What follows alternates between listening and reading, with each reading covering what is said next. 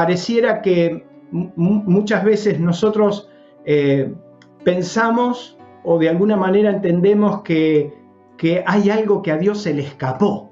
O sea, parecería como que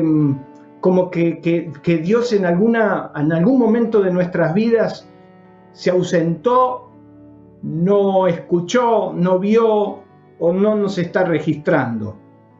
Es por eso que en esta noche a todos los que nos están escuchando quiero hablarles de un tema muy especial, que quizás se habla muy a la ligera, pero vamos a profundizar y vamos a meternos como a nosotros nos gusta. Yo miro todos los programas de aliento y miro a los jóvenes cómo agarran la Biblia, a los chicos cómo toman la Biblia. Esa es la impronta. Todo pensamiento se tiene que solidificar y se tiene que argumentar en la palabra. Yo quiero hablarles en esta noche acerca de la soberanía de Dios. Un tema muy profundo, un tema quizás hablado pero no entendido. La soberanía de Dios. Y permítanme aclararles que los tiempos que vivió la iglesia primitiva, los tiempos post la crucifixión del Señor, fueron tiempos muy difíciles, fueron tiempos muy duros. Nos basta con leer el libro de Hechos de los Apóstoles y continuar con las cartas apostólicas para darnos cuenta de que esa iglesia que nacía, ese nuevo tiempo, esa nueva era que nacía en la dispensación de los tiempos bíblicos, conocido como el tiempo de la gracia, el tiempo de la iglesia, el tiempo de esa bendita gracia que nuestro Señor Jesucristo inauguró cuando crucificado dijo consumado es. Dice que el templo vivió la primer señal de esta nueva era, y era que el velo que separaba el lugar santísimo del lugar santo, aquel lugar donde los sacerdotes solos podían entrar a oficiar sus cultos y su adoración a Dios, y el pueblo se quedaba en la puerta, se quedaba afuera, ese velo que separaba del oficio donde estaban los sacerdotes al lugar de la revelación, al lugar de la comunión, al lugar donde se experimentaba la presencia viva de Dios, ese velo que no permitía que nadie pasara, ese velo se rasgó de arriba abajo, dice la Biblia. Cuando Jesús dijo consumado es, ese velo, esa separación se abrió de arriba abajo, dándonos a entender que un nuevo tiempo vivía, un tiempo donde la solución al hombre vino de arriba para abajo y no de abajo para arriba. O sea, la verdadera solución al conflicto de la humanidad vino de nuestro buen Dios, vino desde arriba, del Dios de toda gracia, del Dios que desciende todo don y toda dádiva perfecta. Cuando Jesús les habló de un nuevo tiempo, les habló del tiempo de la gracia, pero los días no fueron fáciles. Días de angustia, persecución, dolor y, ¿por qué no decepción?, rodeaban el grupo de los discípulos. Tan expuesto como quizás indefensos, se agrupaban por las casas, se juntaban por los hogares y de alguna manera ocultándose de la gran persecución que venía, en silencio y extremo pánico. Permítame describirlo de esa manera, porque su líder, su mentor, había terminado de la peor manera. Imagínense que nosotros hoy conocemos la verdad de Dios, pero en el tiempo que estaban viviendo ellos, su mentor, su líder, Jesús, terminó en la cruz de la peor manera. Es impresionante saber que ellos vivían con una enorme expectativa quizás de pánico, de miedo, de decepción, porque de repente ahora estaban solos. Y jamás se hubieran imaginado que era un tiempo bendito, pero sin embargo estaban ahí, encerrados. Lo vieron terminar a Jesús de la peor manera. Y de alguna manera ahora ellos tenían que seguir adelante con el legado, pero el miedo y los recuerdos de la imagen de Cristo en la cruz, castigado, derrotado, de alguna manera los paralizaban. Es ahí que usted encuentra en el libro de Hechos de los Apóstoles, en el capítulo 4, una experiencia muy fuerte que muchas veces hemos escuchado, donde Pedro y Juan sanan a un hombre cojo de nacimiento.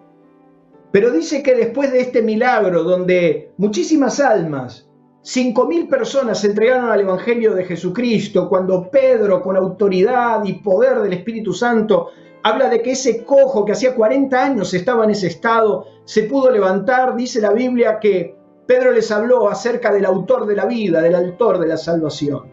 Sin embargo, los sacerdotes, los ancianos, los gobernantes y toda la casta que había logrado la crucifixión de Jesús se reunieron otra vez para ver qué cosas estaban pasando. Presten atención, porque son los mismos que lograron que se crucifique al Señor. Los mismos gobernantes, los mismos sacerdotes, la misma casta religiosa, se juntaron a una para decir: ¿qué pasó con esto? ¿Qué vamos a hacer? Y entonces prendieron a Pedro y a Juan y lo trajeron a pedirles, a exigirle explicaciones. La Biblia nos cuenta que Pedro y Juan respondieron y dijeron: nosotros no nos vamos a callar, de ninguna manera. No vamos a dejar de decir lo que hemos visto y oído, lo que hemos experimentado, no lo vamos a dejar de compartir. ¡Qué iglesia victoriosa! Que frente a lo que está pasando no se detiene. Y yo escuchaba a los muchachos hablar de todo lo que nos pasa. La pandemia no pudo con la iglesia. Esta situación, por más adversa que sea, no ha frenado, no ha paralizado a la iglesia. Por supuesto que tenemos cuidado, porque no estamos en una persecución. Y estamos en una pandemia donde tenemos provisiones sanitarias que hay que respetar y que hay que de alguna manera captar de parte de los gobernantes. No es el cuadro, no es la misma situación. Sin embargo, la iglesia siempre va a continuar. El mensaje de Jesucristo no se va a parar. Y a eso fuimos llamados, a predicar el mensaje de Jesucristo. Lo cierto es que dice que a Pedro y a Juan los encarcelaron. Y estuvieron toda una noche encarcelados. Y dice que al otro día, cuando los soltaron y le exigieron que no hablen más en ese nombre, y ellos dijeron: no podemos dejar de decir lo que hemos visto y oído, dice la Biblia que habiéndolos azotados, o sea que recibieron encima una enorme paliza, habiéndolos azotado, los largaron. ¿A dónde iría Pedro y Juan? ¿A dónde saldrían ellos a contar? No existía el teléfono, no existían los derechos civiles, no tenían WhatsApp, no tenían Facebook, nadie sabía de ellos, desaparecieron. Y desaparecieron en manos de los mismos que lograron la crucifixión de Jesús. No te olvides de eso.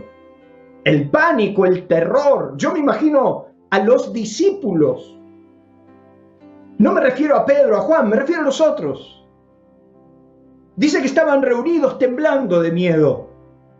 Pero la Biblia nos cuenta en el libro de los Hechos de los Apóstoles, en el capítulo 4, verso 23, que puestos en libertad, vinieron a los suyos y contaron todo lo que los principales sacerdotes y los ancianos le habían dicho, y yo agrego, no es bíblico, y hecho. Pedro y Juan le cuentan a sus compañeros, a sus amigos, lo que había sucedido. Y entonces la Biblia nos dice en el verso 24, y yo quiero que te lo anotes, porque dice que ellos, habiéndolos oído, cuando escucharon a Pedro y a Juan lo que les dijeron, habiéndolos oído, alzaron unánime la voz a Dios y dijeron, podrían haber dicho un montón de cosas, pero cuando los hermanos escucharon a Pedro y a Juan que estuvieron encarcelados y que fueron azotados, alzaron su voz como un clamor y dijeron una verdad que sobresalta de mi Biblia. Dice que ellos alzaron la voz y dijeron, soberano Señor, soberano Señor. Los dos máximos exponentes estaban diciéndoles, estuvimos presos, pero a una sola voz ellos gritaron la realidad más extraordinaria que nadie pudo contra ella. Dijeron, soberano Señor. Y dice la Biblia que cuando ellos terminaron de orar, el lugar donde estaban congregados tembló y todos fueron llenos del Espíritu Santo. Gloria a Dios. La declaración que los discípulos hicieron al decir soberano Señor, ¿de qué se trata? ¿Qué es lo que quisieron decir? ¿Por qué apelaron a un grito desgarrador de su interior en semejante circunstancia de dolor, de miedo, de parálisis? Ellos podrían haber llorado sus miserias, ellos podrían haber dicho, tengo miedo, ellos podrían decir un montón de cosas que vos estás diciendo que yo también puedo decir. Ellos podrían haber clamado en su angustia diciendo, Señor, ¿te parece? Mira lo que nos está pasando. Sin embargo, ellos gritaron a una voz diciendo, soberano, soberano Dios. Ese clamor está a tu alcance y al mío. Dicen los diccionarios que soberano es el que ejerce o posee toda la autoridad, suprema e independiente. Dice que aquel que es soberano es aquel que es elevado, excelente y no superado ni por nada ni por nadie. La palabra soberana es esa, la palabra del soberano es esa, que ejerce y posee la autoridad y que nadie puede contra ella. El término soberanía significa alteza o excelencia, no superada por nada, autoridad suprema que se ejerce desde el poder público. ¡Wow! Lo que los discípulos estaban gritando en medio de semejante tragedia, estaban diciendo, Su Majestad, nuestro Rey que está por encima de todo, donde nadie lo puede superar ni elevar, la supremacía, el poder, el señorío, la autoridad a la que nosotros mismos también nos sujetamos. Tuve el privilegio con mi esposa de visitar el año pasado y el anterior 3 de los palacios reales más emblemáticos de la historia de los últimos 200 o 300 años y más. Tuve el privilegio de estar tanto en el Palacio Real de Madrid, donde España fue una de las grandes potencias que gobernó el mundo. También pude estar en el Palacio de Versalles de Francia, otra de las potencias mundiales, y también el Palacio de la Reina o del Rey en Londres. Y lo que a mí me impactó, y lo que realmente cuando estuve ahí me pude dar cuenta, la supremacía de un rey. Lo que significaba para la mentalidad popular un rey, la majestad de un rey. Me impactó ver sus vajillas. Por ejemplo, en uno de los palacios donde estuvimos, en el Palacio Real de Madrid, nos mostraban las vajillas que enviaban de China de aquella época. El rey no comía en otra vajilla, de vajillas de altísimo nivel y la excelencia que rodeaba todo eso. La palabra de un rey, la manera que se sentaban a la mesa, la liturgia que rodeaba a un rey. Me impactó ver cómo la simetría de las mesas y la posición de los cubiertos tenían que ser perfectamente medidos y perfectamente establecidos para la mesa para que un rey se siente. La pleitesía, donde ante el anuncio de un rey todo el mundo brindaban su dependencia. Me hace entender que el grito de los discípulos tenía que ver con esto. Me hace creer que el grito de los discípulos cuando dijeron soberano Dios, hablaban de ese poder y de ese dominio que estaba sobre todo. Permítanme decirles que la soberanía de Dios comprende dos grandes posiciones. La soberanía de Dios frente al mundo y frente a todo lo que pasa, y la soberanía de Dios frente a su pueblo.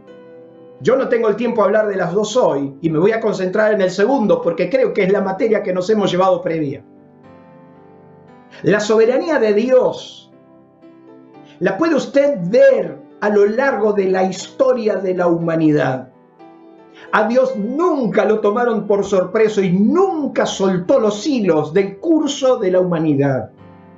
Si usted cree que lo que está sucediendo hoy con este virus y con lo que está enfrentando un mundo totalmente devastado escapa del dominio y del control de Dios, usted está equivocado. Nunca el mundo se le fue de la mano, y su soberanía y la soberanía de Dios es indiscutible, y a lo largo de la Biblia tenemos información de memoria, pero no me quiero concentrar en ella hoy, quizás otro día lo hablaremos. Yo quiero hablarle de la soberanía de Dios que tiene que ver con los que hemos creído y aceptado a Cristo. Nos enseñaron todo de Dios. Nos enseñaron todo lo que Dios tiene para nosotros. Nos enseñaron todos sus atributos. Sin embargo, hemos perdido de vista nuestra primera lección, que es que Dios es soberano, Él es el Señor. Y lo primero que un buen hijo de Dios tiene que entender es que Dios es el Señor de mi vida. Es por eso que lo primero que le quiero comentar en esta noche, hablando sobre la soberanía de Dios para nosotros, es que es nuestra primera lección. La primera lección que nosotros tenemos que aprender.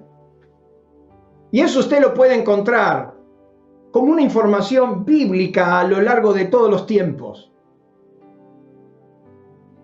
Dice que en la Biblia que cuando Moisés recibió el llamado de Dios para ir a liberar al pueblo, dice que él le estaba diciendo a Dios un montón de cosas, y Dios le dice: yo he visto la aflicción de mi pueblo y he resuelto. Y ahí usted puede ver la soberanía de Dios. Porque Dios dice: y he resuelto descender para librarlos. Nadie cuestionó que enfrente estaba la potencia bélica más grande del mundo, llamada Egipto. Moisés sabía porque lo intentó 40 años atrás.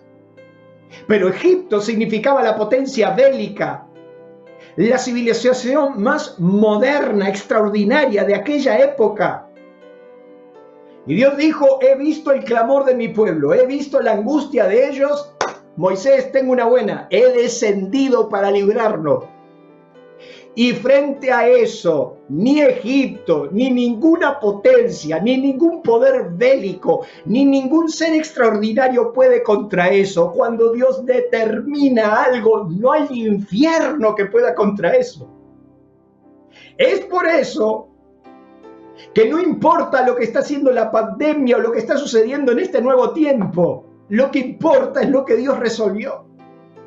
Y entonces Dios le dice a Moisés, así fresco como una lechuga, le dice: mirá, Moisés, tengo una novedad. ¿Sabés qué? Acabo de darme cuenta de toda esta situación. No es que me acabo de dar cuenta, es el tiempo. La profecía se cumplió, eran los 400 años que le habló a Abraham. Abraham le dijo: dentro de 400 años va a pasar esto. ¿Sabés qué? Lo voy a liberar. Los voy a sacar.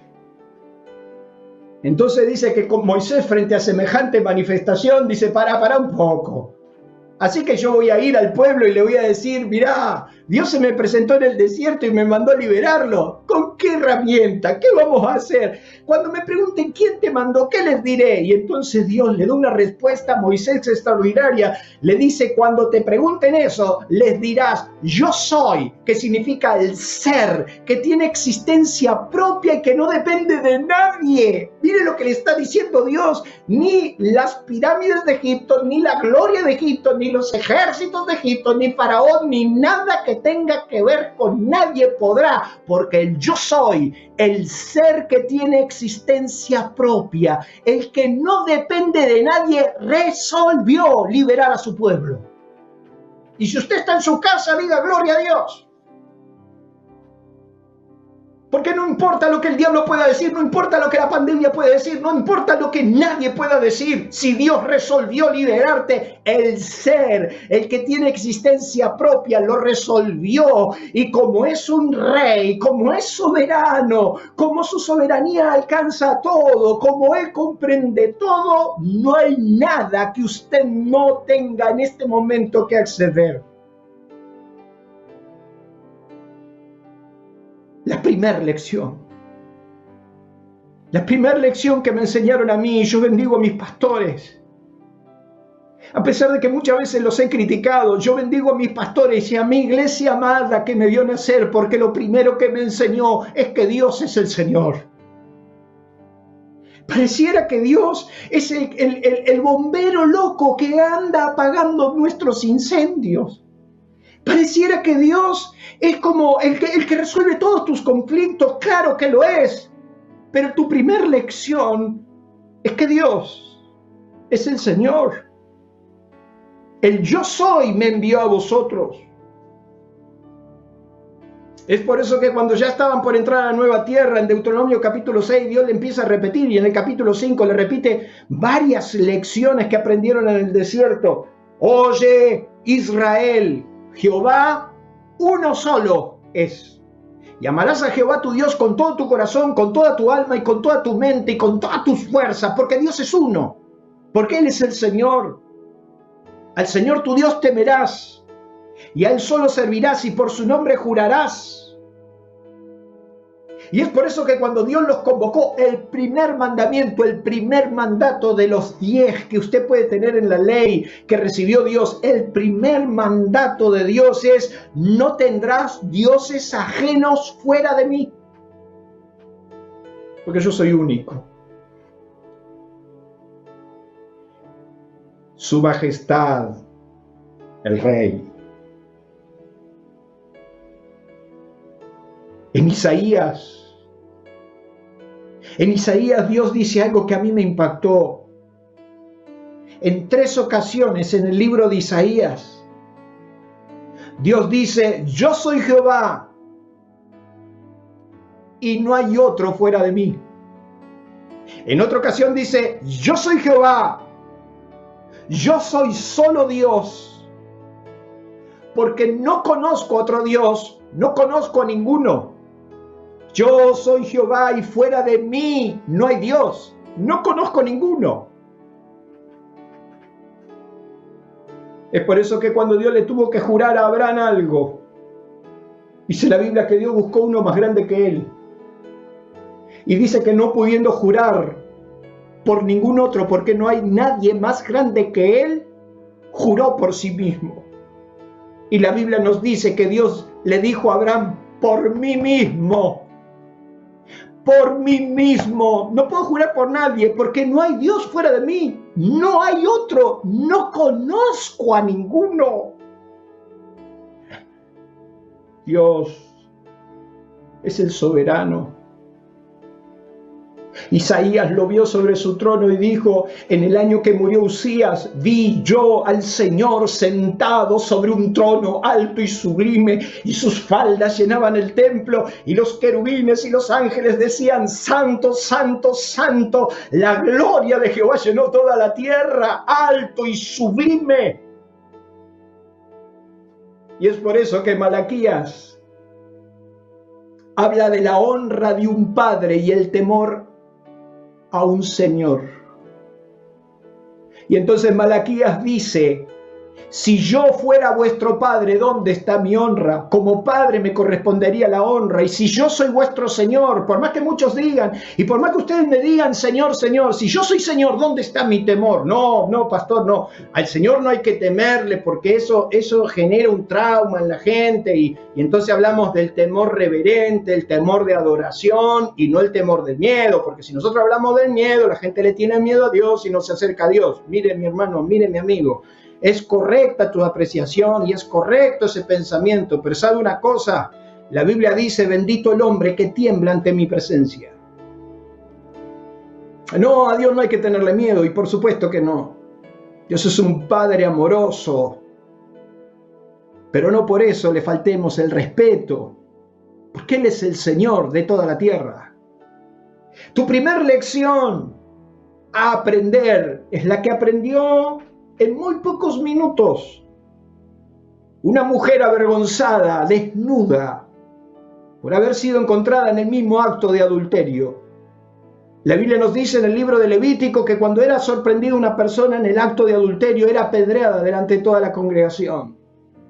Dice la Biblia que los religiosos, para tentarlo a Jesús, los religiosos que siempre cuestionaron a Jesús para tentarlo, le trajeron una mujer que fue sorprendida en el mismo acto de adulterio. A esa la agarraron con las manos en la masa, literal.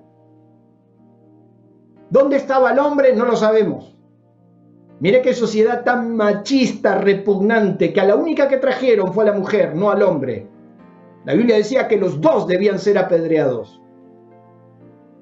Y entonces dice que la mujer, desnuda, avergonzada, la tiraron frente a Jesús y agarraron las piedras para apedrearlo.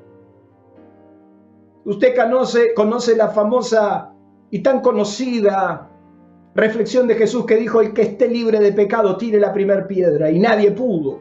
Remordidos por su conciencia, se fueron de los más viejos a los más jóvenes. Había de los dos públicos. Y cuando se encontró con la mujer, Jesús le dice a la mujer: ninguno te acusó. ¿Dónde estaban? Ninguno te condenó. ¿Dónde están los que te acusan? Y esa mujer llevaba minutos de conocer a Jesús. No se sabe si tuvo algún otro contacto con Jesús, probablemente ninguno. Pero esa mujer en unos minutos encontró los ojos de misericordia de su maestro, pero también encontró algo que fue aprender la lección, porque le dijo: ninguno, Señor. Ninguno, Señor. La primera lección que aprendimos es que nuestro Dios es el Señor. Y los discípulos, frente a tanta presión, frente a tantos nervios, frente a tanta amargura, sintiéndose expuestos, sintiéndose vulnerables. ¿Cómo te sentís vos? ¿Cómo se sintieron muchos? Frente al miedo, frente a lo que les iba a pasar, ellos lo único que dijeron: Señor, soberano, soberano, Señor. Nuestras vidas te pertenecen. Y como sos Señor y nosotros recibimos tu señorío, no vas a permitir nada que pase a nuestro alrededor que vos no permitas. A Dios nada se le escapó de su dominio. ¿Sabe lo que me gustaría? Que durante este tiempo seamos maduros. Yo creo que este tiempo está apuntando a la madurez de una iglesia que se está levantando. Porque este es el tiempo de doblar nuestras rodillas y decir: soberano Señor. Óigame, yo le pido esta semana, no haga tantos discursos huecos, no ore tanto como un parlanchín. Arrodíllese en su casa y dígale: soberano Señor. Con esas dos palabras usted le está diciendo a Dios: mi vida te pertenece y nada de lo que pase a mi alrededor escapa de tu soberanía. La soberanía de Dios. Jugamos a la religión, pero todavía no le hemos entregado a Dios el centro de nuestras vidas. Los momentos donde mayor gloria de Dios disfruté, los momentos donde vi increíblemente el poder de Dios obrando a mi favor, fueron los momentos que yo me pude vaciar de mí mismo y permitir que Él gobierne. Se lo repito por si lo necesita escuchar otra vez. Los momentos de mayor gloria de Dios en mi vida, los momentos de mayor revelación, los momentos del poder a mi favor, fui cuando yo me pude vaciar de mí mismo. Cuando yo más dejé que la gloria sea de Dios y no mía, y cuando le entregué el mando del 100% de mi vida a Él, y eso no es fácil. Cuando no me importó ni mi destino, ni lo que podía pasar, porque me abandoné en los brazos de mi Señor. Óigame, Si usted es capaz de vaciarse y abandonarse en los brazos de Dios como estos muchachos entendieron que el riesgo de su vida era terrible, que estaban a punto, estaban frente al temor más grande, al vacío total. Ellos clamaron y dijeron: soberano Señor. Tu primer lección. Por eso Dios permite que te vacíes como te vacía. Número 2. Cuando entendés la soberanía de Dios, no existen las explicaciones. No, mira, hay gente que es preguntón.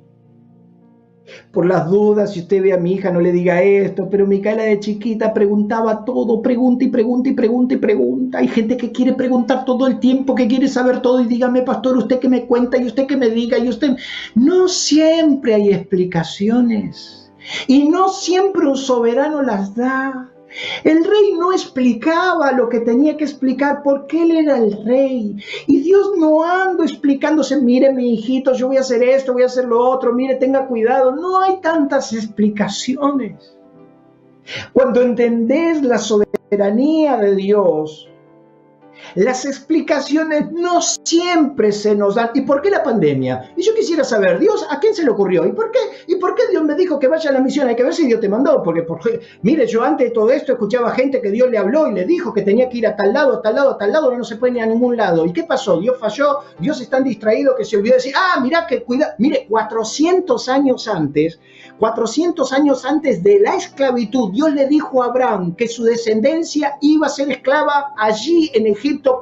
Sabía todo, sabía cuánto tiempo, cuántos años, en qué lugar iban a estar, porque Dios es absoluto, Él es soberano. Quiere decir, mi querido, que usamos el nombre de Dios, pero no entendemos nada de Dios, ni lo escuchamos, no sabemos, andamos a manotazos. Ay del que pleita con su hacedor, dice Isaías, el tiesto con los tiestos de la tierra. Dirá el barro al que lo hace: ¿qué haces? Isaías dice exactamente lo mismo que decía Job. Job dice: es sabiduría contender contra el... Dios le dice a Job: Job, ¿es sabiduría contender contra el omnipotente? De ninguna manera. Jesús tenía que entrar a Jerusalén y era su entrada triunfal, la última entrada de Jesús a Jerusalén, conocida por todos como la entrada triunfal, esa que entró Jesús montado en un pollino, pero nos quedamos con una vaga información porque en realidad, ahora lo vamos a ver, no era un solo pollino, era un asna y un pollino. Mateo dice que era un asna y un pollido y que el dueño le entregó a ambos. La gente echaba la corona delante de él y les decía: bendito, Hosana, el que viene en el nombre del Señor. Yo me lo imagino a Jesús porque ya sabía lo que iba a pasar en 72 horas. Esos mismos que decían: Hosana, bendito el que viene en el nombre del Señor, dijeron: crucifíquenle, crucifíquenle, los mismos. Los fariseos se miraron uno a otro y dijeron: mirá, no hemos logrado nada, el mundo se va con él. Pero antes de esa instancia, Jesús le dice a sus discípulos: vayan a la aldea de enfrente. Y van a ver al entrar que van a hallar a un pollino que nadie montó en él, un 0 kilómetro. O sea, Jesús está diciendo: mira, voy a entrar a Jerusalén, pero voy a entrar en un 0 km.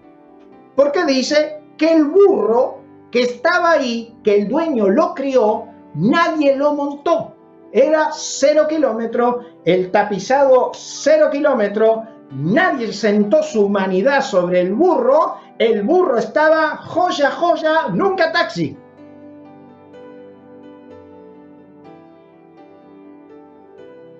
Jesús quiso un 0 kilómetro. Y entonces dice: vayan a la aldea enfrente, ni siquiera la de ellos, enfrente, y van a encontrar ahí un pollino y un asno. Desátenlo y tráiganmelo. Y cuando el dueño les pregunta por qué lo desatan y por qué lo llevan, sencillamente le dirán: porque el Señor lo necesita. La Biblia nos cuenta. Mira qué interesante, si usted saca un auto a 0 kilómetros y viene alguien, le agarra la llave y se lo lleva, ¿usted qué no va a preguntar? ¿Usted cómo cree que preguntó ese hombre si crió al pobre burro toda la vida? Le dio de comer desde que nació el burrito y la asna. Eran 2, porque dice que le entregó los 2 y Jesús entró con los 2. No sé cómo habrá hecho, no, iba a sentar arriba al burro, pero el asno iba al lado. Yo no entiendo, no sé, pero el dueño me supongo que no fue de buen humor a decirle, ¿qué pasa? ¿Qué pasa? ¿Por qué me sacan el burro? El burro es nunca taxi, este burro no lo usó nadie, 0 kilómetros, pagué el plan de ahorro previo todos los meses, ¿y por qué te lo llevas? Y dice que sencillamente los discípulos le dieron una sola explicación. Porque el Señor lo necesita. Punto. ¿Dónde están las explicaciones? ¿Dónde están las explicaciones? ¿Y por qué hay que dar tantas explicaciones? Que hay que explicarle por qué, y por qué a la hora que se convoque, por qué se hace y por qué no se hace. ¿Por qué tantas explicaciones? Dios no da tantas explicaciones. Dios, cuando me pidió mi vida, no me dijo mucho. Me dijo, lo quiero todo. Yo he tenido padres que lloraron la muerte de un hijo y nunca tuvieron explicaciones. Y sencillamente dijeron, si el Señor lo permitió, el Señor seguirá siendo mi Señor. Cuando fui a ver a los Lunas que perdieron su fábrica, vi la fábrica tirada al piso y el mismo dolor que pudieron haber sentido ellos, aunque yo no, pero me dolió porque vi el esfuerzo, el sacrificio. Y Matías y Esteban, que me andaban paseando por el barro que había dejado el agua y las cenizas, los miré a ellos y le dije, muchachos, solo quiero preguntarle algo. ¿Dios sigue siendo Señor? ¿O el señorío de Cristo cambia por el tener y el no tener? Matías me llevó y me mostró una puerta donde él escribió, el Señor seguirá siendo el Señor. Cuando entendés la soberanía de Dios, no hay tantas explicaciones, muchachos.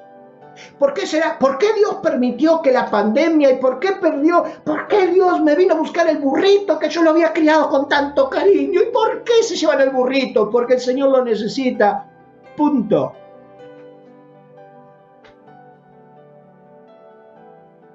Te estás riendo, ¿no? O estás llorando. Cuando entendés la soberanía de Dios, esto nos dijeron, mirá, la otra vez, los que se juntaron, los que te crucificaron, dijeron, no, soberano, Señor. Sabiendo que a Él no se le escapará nada de su mano, sabiendo que tu dolor no se le escapó, sabiendo que tus lágrimas no son en vano, cuando te vacías de voces, cuando entendés quién es el que manda, y no hay tantas explicaciones, no hay que pedir tantas explicaciones, al Señor se le obedece, punto. Cuando entendés la soberanía de Dios, número 3, me voy a apurar, disculpen. Es cuando te das cuenta que Dios merece tu inclinación. Dios merece tu inclinación. En el Salmo 24, David lo entendió. Y empieza el Salmo 24. ¿A vos que te gusta el 23? Porque yo ya te conozco. A vos te gusta buscar esos versículos piola, esos versículos que te hablan que sos el vencedor, el campeón, ¿verdad? ¿Por qué no seguir leyendo un poquito? Porque mire que hay para todo. El Salmo 23 a vos te encanta. Jehová mi pastor, nada me faltará. En lugar de delicados pastos, Él me hará descansar. Gloria, aleluya. Ese es mi Dios. ¿Por qué no lee el 24? Porque el 24, el que está abajo, abajito dirían los centroamericanos, abajito, el 24, o sea, el 23, ya que lo lees casi todos los días, te gusta recitarlo, orarlo, alguien te enseñó que hay que confesarlo, confiesa el Salmo 23, confiesa, bueno, listo, ya que confesás el 23, seguí con el 24, Kukutsune. Porque el 24, el que está abajo del mismo autor que el 23, o sea, está hablando el mismo que escribió el 23, también escribió el 24 y arranca el 24 diciendo, la tierra es del Señor y todos los que allí hay, o sea, perdón, va gratis, tu terrenito, tu casa, esa que vos creés, mi casa, mi terreno, mi todo, eso también es del Señor. Y entonces Dios dice, La tierra es del Señor y todo lo que en ella hay, el mundo y todos los habitantes. O sea, de Jehová es la tierra, su plenitud, y el mundo y todo lo que adentro está, es de Dios. Nosotros inventamos, creemos, pero todo, diga conmigo ahí en su casa, todo es de Dios. Por eso Dios puede hacer así y te quedas sin nada. O Dios puede hacer así y te da todo. Porque Él es el dueño. Así arranca el Salmo 24. Y entonces dice, ¿quién subirá al templo del Señor? ¿Quién estará? Y habla del limpio de mano, de corazón puro. Eso para los que solamente dicen que Dios te acepta como sos. No, mire, ¿quién subirá al monte del Señor? El limpio de mano, el de corazón puro, el que no ha elevado su corazón a cosas vanas. Y sigue leyendo, pero cuando termina el Salmo 24, dice, abren portones antiguos, abran puertas antiguas y dejen entrar al Rey de la Gloria. ¿Quién es el Rey de la Gloria? El Señor, fuerte y poderoso, el Señor que nunca perdió una sola batalla. Aprende y ve. Ábrense puertas antiguas, dejen que entre el Rey de la Gloria. ¿Quién es el Señor de la Gloria? El Señor Dios Todopoderoso, el soberano. Eran las puertas de los fortines que se golpeaban y le decían, viene el rey ganador.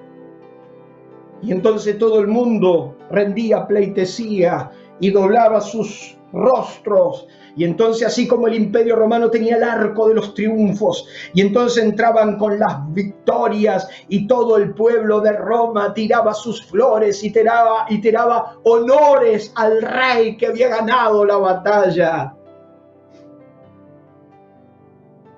Cuando entendés la soberanía de Dios, solo te postrás y le entregas tu inclinación. Mande. Porque usted entendió su lugar. Y por último, para terminar, cuando entendés la soberanía de Dios, entendés que contra el rey no se puede. Siempre gana. Mira, yo no sé usted, pero yo no gané una vez. Porque Él es el soberano. Y cuando yo acepto la soberanía de Dios, Él es el que gana. Y yo gano a través de Él. Dice el proverbio, no hay sabiduría, ni inteligencia, ni consejo que pueda contra Jehová. Me encanta ver a Jeremías cuando dice, me sedujiste, oh Jehová, y fui vencido. Fuiste más fuerte que yo y me venciste. Aquellos que hemos experimentado a Dios, hemos sido enamorados por Dios. Él nos venció con su amor y nunca hemos podido ganarle a Él. Se dice en la Biblia que hay un hombre que una vez peleó contra Dios y lo venció. Una sola vez en toda la Biblia. Hace 35 años que leo la Biblia y solo una vez hace una mención de un hombre que peleó contra Dios y le ganó, y fue Jacob. Por eso, cuando me vaya al cielo, yo ya pedí un café con Jacob. Yo me tengo que sentar a hablar con ese muchacho. Yo quiero que él me cuente cómo hizo. Porque dice que peleó con Dios. Dios le dijo, has peleado con Dios y con los hombres y has vencido. Cuando el ángel lo hirió en el muslo y él lo agarró y dijo, yo no te voy a soltar si no me bendices. Ahí ganó. Pero nunca se puede contra él. Porque él es el soberano. Y si no, pregúntenle a Pablo, cuando se le presentó Dios, dice que Jesús le dijo, cuando se presentó en su gloria, él le dijo, ¿quién eres, Señor? Y él dijo, yo soy Jesús a quien tú persigues. Ahora, Pablo no perseguía a Jesús, Pablo perseguía a la iglesia de Jesús. Sin embargo, cuando Jesús lo encontró, le dijo, vos me estás persiguiendo a mí, porque el que toca a la iglesia me toca a mí. Por eso no tengan miedo con los políticos, con los gobernantes, porque el que quiera tocar la iglesia, tocará a Dios y Dios siempre defenderá su iglesia. No tengan miedo con los lobos vestidos de oveja que perturban la iglesia, que generan divisiones en la iglesia. No tengan problema con ellos, porque de Dios es la iglesia y Él se ocupa de ella, porque es de ella, es de Él. Saulo, Saulo, ¿por qué me persigues? Dura cosa te dar cosas contra tu aguijón, te va a salir mal. Y dijo, ¿qué quieres que haga, Señor? Métete en la ciudad y se te dirá lo que tienes que hacer. Con razón. Jesús dijo que para seguirle a Él había que negarse a sí mismo. Si alguno me quiere seguir, niéguese a sí mismo. Tome su cruz cada día y sígame. Yo siempre pensé que tomar la cruz es el dolor que estoy pasando, tomar la cruz es la situación que estoy viviendo, tomar la cruz cada día es tomar los problemas de cada día y seguir a Jesús. Luego el Señor me explicó que no es eso. Él dijo, niéguese a sí mismo, está hablando de vos, de tu carácter, de tu intención, de tu querer, de tu voluntad, de tu prepotencia, de tu soberbia. Niéguese a sí mismo, negate a tus gustos, a tu soberbia, a tu querer, negate a vos mismo, toma tu cruz. ¿Sabe quién es la cruz de Ángel? No, no es mi suegra. No, no es mi esposa. No son mis hijos. No son los problemas laborales que tengo. No es la pandemia, bendita pandemia. No es Argentina, no, mi cruz no es Argentina, tu cruz no es Argentina. No son los políticos de tu... No, no, no. Mi cruz soy yo mismo. Tu cruz sos vos mismo. Yo soy el principal obstáculo para que la gloria de Dios se manifieste en mi vida. Usted es el primer obstáculo que Dios tiene para manifestar su gloria. Sí, sus caprichos, su niñería, sus pensamientos, su tontera. Discúlpeme, no soy un gran predicador. Usted es el primer obstáculo que Dios tiene para manifestar su gloria. Porque no lo escucha, porque no lo quiere obedecer, porque prima siempre lo suyo y después lo de Dios. La pregunta en esta noche, ante su majestad el rey, ¿qué hará usted? ¿Se inclinará? ¿Reconocerá su soberanía? ¿O sencillamente seguirá haciendo sus caprichitos como siempre? ¿Dejará que Dios lo trate? ¿Dejará que Dios lo amolde? ¿O seguirá exigiendo explicaciones como si fuera el ombligo del mundo? ¿Se dará cuenta que fuera de Dios no hay nada? ¿Entenderá usted que Dios merece su inclinación? ¿Asumirá que Dios pudo haber perdido una generación completa porque no está dispuesto a discutir con quienes no aceptan sus reglas? Porque en definitiva y en perspectiva correcta, Dios sigue siendo Señor. ¿Es el Señor de tu vida? Cuando yo bautizo a la gente, siempre le digo si reconoce al Señor como su único y suficiente y personal Salvador y si lo ha reconocido como el Señor de su vida. Las veces que Dios más manifestó su gloria en mi vida, en época de escasez extrema, de miedo extremo, de no saber qué hacer con mi vida, fue cuando más me vacié de mí mismo y dejé que fuera Él y no yo, que fuera su voluntad y no la mía. Hasta Jesús le pasó. Los discípulos, cuando se encontraron con un golpeado Pedro y Juan y escucharon lo que venía, ellos se inclinaron y dijeron: soberano Señor. Ahí donde estás, en tu casa, con los tuyos, sería tan importante para los tiempos que vivimos hoy que puedas declarar la soberanía de Dios.